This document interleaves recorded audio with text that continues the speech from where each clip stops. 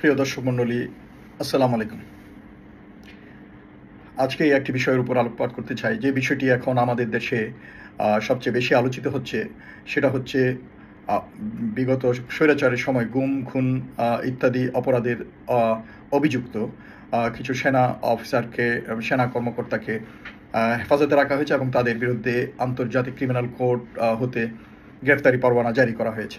এটা সুখের বিষয় যে আমরা বিচার প্রক্রিয়ার কিছুটা দৃশ্যমান হতে দেখছি। এখানে একটা জিনিস বলে রাখতে চাই যে আমরা সশস্ত্র বাহিনীর, বিশেষ করে সেনাবাহিনীর সদস্যরা চাকুরিরত এবং অবসরপ্রাপ্ত, আমাদের বুকে রক্তক্ষরণ হয় যখন আমরা দেখি আমাদের প্রাণপ্রিয় প্রতিষ্ঠানটি ভাবমূর্তি ক্ষুণ্ণ হচ্ছে এবং ধুলোয় মিশিয়ে যাচ্ছে, এবং কিছু নর্দমার কীট, দুর্নীতিবাজ কর্মকর্তা শেখ হাসিনাকে সহযোগিতা করার জন্য তার পা চাটা গোলামে পরিণত হয়েছিল, এবং তারা নিজেদের স্বার্থে প্রতিষ্ঠান সেনাবাহিনীকে যথেচ্ছভাবে ব্যবহার করেছে এবং ভাবমূর্তি ক্ষুণ্ণ করেছে। এই ভাবমূর্তি ক্ষুণ্ণের বিষয়ে এখন যেরকম আমাদের অনেকেই সোচ্চার, তখন এটা সম্ভব হয়নি।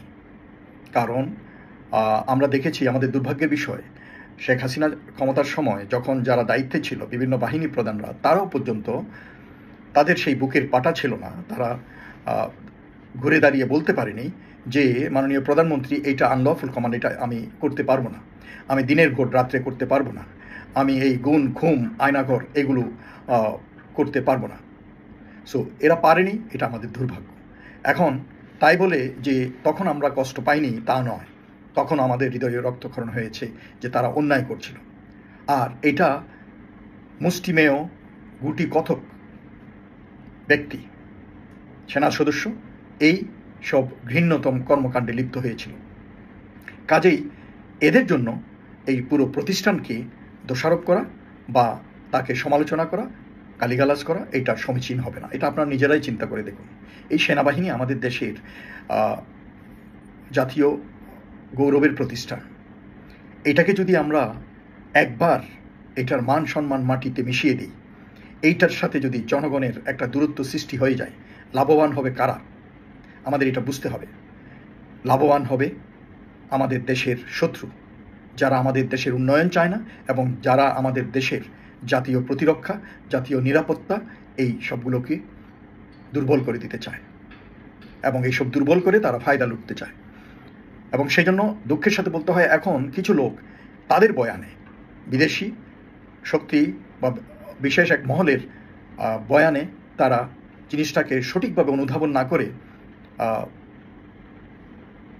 উল্টাপাল্টা কথাবার্তা বলছেন এবং জিনিসটিকে ভিন্ন খাতে প্রবাহিত করার চেষ্টা করছেন এবং যা নয় তা বলছেন। আমরা দেখেছি এর আগে, যেমন কোথায় রাখবে, অপরাধীদের কোথায় রাখবে, এটা সরকার সিদ্ধান্ত নেবে, কোর্ট বা প্রসিকিউটর এরা নয়। সরকার সিদ্ধান্ত নেবে যে কোনো অপরাধীকে কোথায় রাখবে, সাব জেলে রাখবে না মেইন জেলে রাখবে, না অ্যাডহক কোনো জায়গায় রাখবে, শহরে রাখবে না গ্রামে রাখবে, ইত্যাদি। তো এখন সরকার, স্বরাষ্ট্র মন্ত্রণালয় প্রজ্ঞাপন জারি করেছে, সেনানিবাসে একটি বাড়িতে এদেরকে রাখার ব্যবস্থা করা হয়েছে। বিচার চলবে এবং এরা একজনে অপরাধীকে অভিযুক্ত করলে সে অপরাধী হয়ে যায় না। যতক্ষণ পর্যন্ত সাক্ষী, সাবুত এবং আইনি প্রক্রিয়ায় কারো অপরাধ প্রমাণ না হবে, তাকে আমরা তো অপরাধী বলতে পারি না। বিষয়টা এমন নয় যে এদেরকে আমরা বিচার থেকে রেহাই দেয়া বা আইসিটির সাথে অপরাধীদের একটা দ্বন্দ্বের সৃষ্টি করা ইত্যাদি বিষয়ে বলছি, বা তাদেরকে বিচার কার্য থেকে দূরে রাখা ইত্যাদি নিয়ে আমরা কিছু বলছি। অপরাধী যারা, তাদের বিচার হতেই হবে। জিনিসটা বারবার বলছি, এটাকে কোনো কেউ বলার সাহস করবেন না যে আমরা অপরাধীদের বিচার চাই না। বিচার আমরা চাই, বিচার হতে হবে।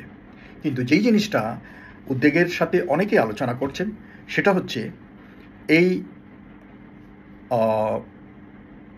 আন্তর্জাতিক ক্রিমিনাল কোর্ট স্টাবলিশড হয়েছিল আমাদের দেশে যুদ্ধ অপরাধীদের বিচার করার জন্য, এবং এরপরে এটা দুইবার, গত বছর এবং এই বছর দুইবার এটাতে সংশোধনী আনা হয়।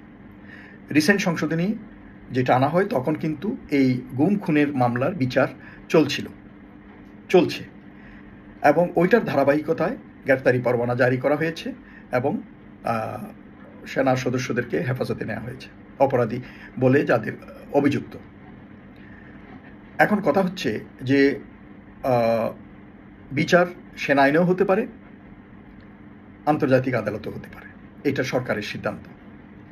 কিন্তু আমাদের সকলের উদ্বেগের বিষয় হচ্ছে আমরা চাই অপরাধীরা যাতে কোনো অবস্থাতেই আইনি ফাঁকফোকর দিয়ে পার পেয়ে না যায়, আবার সাথে সাথে কারো উপর যেন অবিচারও করা না হয়,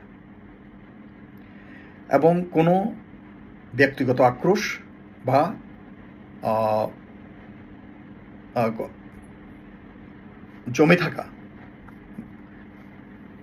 বুকে জমে থাকা পুঞ্জীভূত ক্ষোভের কারণে যেন এই বিচার কার্য ইনফ্লুয়েন্স না হয়, তড়িঘড়ি করে এটা যেন এই বিচার কার্য যেন কখনো সামনে প্রশ্নবিদ্ধ না হয়। অনেকে বলছেন যে আর্টিকেল 52 অনুযায়ী আইন সংশোধনের এখতিয়ার একমাত্র সংসদের। ঠিক আছে, স্পেশাল এক্সিকিউটিভ অর্ডারের মাধ্যমে আইন সংশোধন করা যেতে পারে, কিন্তু আরেকটা বিষয় হচ্ছে সাথে সাথে সেনা আইনও সংশোধন করা দরকার।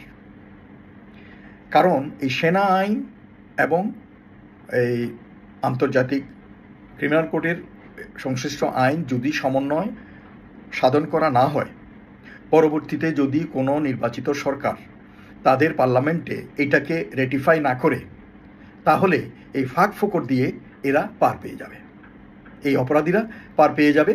দেখা গেল যে তাদের শাস্তি যেটাই হোক, ওরা ওখান থেকে এগুলো মওকুফ হয়ে যাবে এবং পার পেয়ে যাবে। তো সেই জন্য এক সেনা আইনে যে হইতে হবে ওইটা বলতেছি না, কিন্তু আমরা এর আগে দেখেছি চাকুরিরত যারা থাকে তাদের বিচার সেনা আইনেই হয়। আমরা এর আগে বিভিন্ন হত্যাকাণ্ডের সময়, যে প্রেসিডেন্ট জিয়া হত্যাকাণ্ডের সময় দেখেছি, তারপরে আরেকটা কু হয়েছিল ওইটার অপরাধীদেরকে বিচারের সময় আমরা দেখেছি। এবং এই সাবজেল বিভিন্ন জায়গায় করা যেতে পারে, শহরে বা গ্রামে, ক্যান্টনমেন্টে, সরকার যেখানে চায় ওখানে, এবং এটা কোনো ব্যাপার না। কাজেই এগুলোকে ইস্যু করে জিনিসটাকে আসলে তিক্ত করে লাভ নেই। শুধু আমাদের একটাই কনসার্ন হওয়া উচিত যে আমাদের সেনাবাহিনী এটা আমাদের রাষ্ট্রের সম্পদ, একটি জাতীয় প্রতিষ্ঠান, এটা কারো বাপের নয়, কোনো ব্যক্তির নয়, আমারও নয়, আপনারও নয়, বা এখন যে সেনাপ্রধান আছে তারও নয়।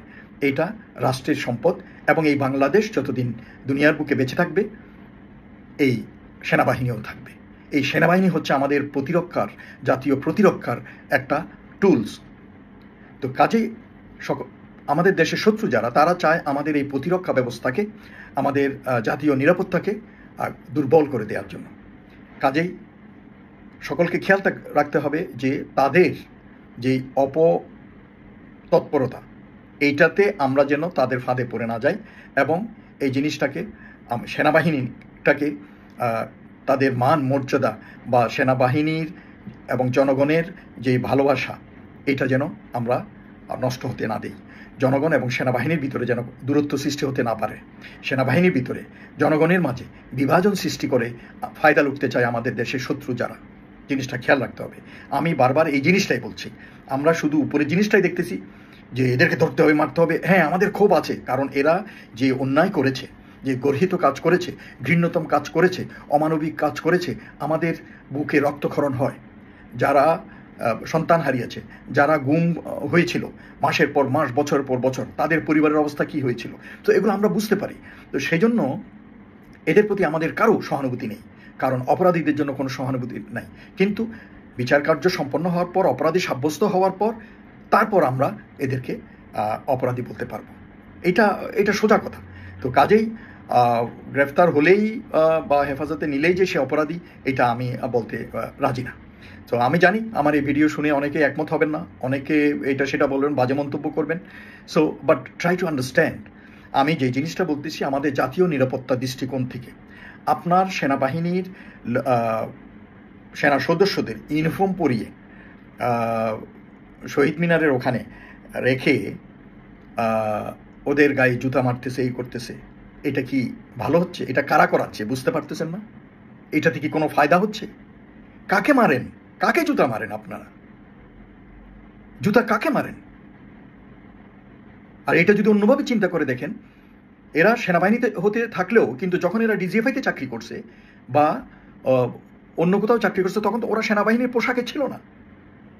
কাজেই সেই 5ই অগস্টের পর থেকে আপনারা একটা জিনিস খেয়াল করে দেখেন, এই সেনাবাহিনীর প্রতি যেন কারো ক্ষোভ এবং এটাকে উস্কাই দিচ্ছে এবং খালি জনগণের মাঝে বিভিন্ন নেরেটিভ, বিভিন্ন বয়ান তৈরি করে সেনাবাহিনীর প্রতি একটা ঘৃণার ভাব তৈরি করার চেষ্টা করছে। মনে রাখতে হবে, সেনাবাহিনী আমাদের জাতির গৌরবের প্রতিষ্ঠান। সেনাবাহিনীর কাজ ওই পুলিশি কাজ করার জন্য না। স্বাধীনতার পর হতে বিভিন্ন দুর্যোগের সময় এই সেনাবাহিনী কিন্তু জাতিকে এবং দেশের জনগণের পাশে দাঁড়ায়। চিন্তা করে দেখেন আপনারা।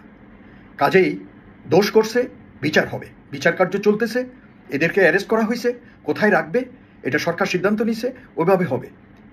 এই কিছু ইউটিউবার এবং আমাদের এই সশস্ত্র বাহিনীর কিছু বিভ্রান্ত লোক, তারা যে উল্টাপাল্টা কথা বলে সকলকে মানে শঙ্কায় ফেলে দিচ্ছে, ভীত সন্ত্রস্ত করে ফেলতেছে এবং একটা অশান্ত পরিবেশ সৃষ্টির চেষ্টা করতেছে, এটা ঠিক না, এটা জাতির জন্য ঠিক না, এটা আমাদের স্বাধীনতা সার্বভৌমত্বের প্রতি হুমকি স্বরূপ। জিনিসটা খেয়াল রাখতে হবে, আমাদের সকলকে সজাগ হওয়া উচিত। গুজবে কান আমরা দেব না এবং আমরা দেখব যে বিচার কার্যটা ঠিকমতো হচ্ছে কিনা, বিচার কার্য ঠিকমতো হচ্ছে কিনা, এবং সকলের আকাঙ্ক্ষা থাকবে, আশা থাকবে, বিচার সেনা আইনে হোক বা আন্তর্জাতিক ক্রিমিনাল কোর্টে হোক, যেখানেই হোক, কোনো ফাঁক ফোকর যেন না থাকে, যাতে এই বিচার কার্য পরবর্তীতে কোনো প্রশ্নবিদ্ধ না হয়। এই আন্তর্জাতিক ক্রিমিনাল কোর্টের আইনও এগুলো করার জন্য, ওই যে আমি এর আগে বললাম যে it has to be ratified by parliament. এটা সংসদ দ্বারা, যে কোনো আইন সংসদ দ্বারা রেটিফাই হতে হবে, অনুমোদিত হতে হবে। তো এখন পরবর্তীতে কোনো সরকার এসে যদি এটা অনুমোদন না দেয় তখন কি হবে? তখন তেরা পার পেয়ে যাবে। সেই জন্য সেনা আইন এবং ক্রিমিনাল কোর্টের আইন সমন্বয় সাধন করা দরকার। যারা আহম্মক অর্বাচীন, এই সেনা সদস্য কিছু রিটায়ার্ড অফিসার আছে চিল্লাইতেছে, আর বাইরে মিডিয়ার কিছু লোক, আপনারা বুঝেন না, জানেন না, তারা চুপ করেন। দেশকে একটা অনিশ্চয়তার দিকে ঠেলে দেবেন না। এই দেশ আমাদের, এই দেশকে রক্ষা করতে হবে। অসুবিধা থাকবে, সমস্যা থাকবে, আমাদের এগুলো থেকে উত্তরণ করতেই হবে, সবাই একসাথে ঐক্যবদ্ধভাবে। জাতির ভিতর যেন কোনো বিভাজন না হয়। জাতীয় ঐক্য আমাদের জাতীয় নিরাপত্তার পূর্ব শর্ত। এই জিনিসটা সকল রাজনৈতিক দল, সকল সাংবাদিক, মিডিয়া কর্মী এবং সকল বাহিনী সদস্যবৃন্দ এবং জনগণকে খেয়াল রাখতে হবে।